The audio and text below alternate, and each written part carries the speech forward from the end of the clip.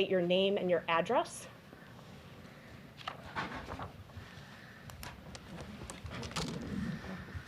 Hi, I am Alex McCarowitz, and I live at 53 Eustis Ave in Wakefield. Thank you all for allowing me to come and address you this evening. I am not going to waste your time telling you things you already know. You know the science and the facts behind masking. You know what districts around have already lifted the mask requirements for their schools, and you also know how our town council voted last night.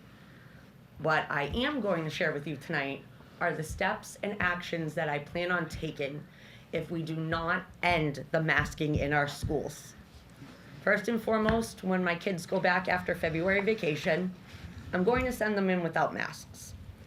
Now, if they are not allowed into the building or while they're there, they are sent home, I plan on emailing the committee, the district, as well as the Board of Health to let you know and to keep track of every service that my children miss from their IEPs those days. So that way, as a group, you can help me keep track. So if those services need to be made up at a later date, they can be. I plan on continuing to educate, advocate, and support other parents, families, and students that feel the same way I do. Enough is enough. These children have complied. We have complied. It is time for the decision to be put back in our hands of what we feel is the right choice for our kids. I plan on participating in all respectful and peaceful protesting and marches that I promise you will take place if this masking continues. I also plan on continuing conversations with local advocates as well as a family member of mine who is a lawyer in Washington, D.C. for the Department of Education. If need be, looking at different candidates to elect in April to fill the open positions on the school committee. Heck, if I could afford those fancy lawn signs and I thought people would vote for me, I'd throw my hat in the ring. But neither one of those would happen.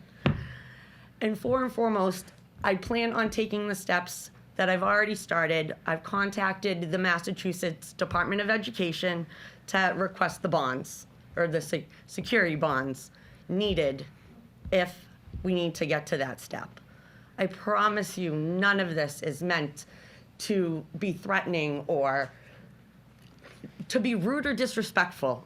I do not envy the position and the decisions that any of you have had to make over the past 2 years to guarantee the health and safety of our children.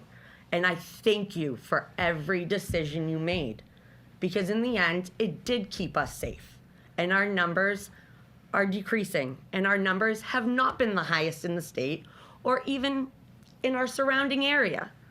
But again, enough is enough, and the decision needs to come back to us as the parents.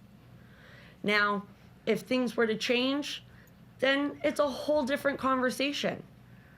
But it needs to change, and it has to enact when we come back from February vacation.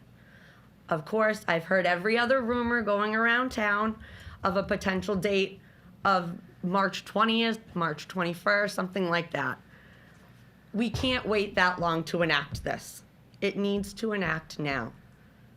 And I really hope that you take all of the parents and families and students that are in the studio today and on Zoom, willing and ready to address and share their stories of why they feel the masking needs to end into consideration when you do vote tonight. That's all I have. Thank you. Thank you, Alex.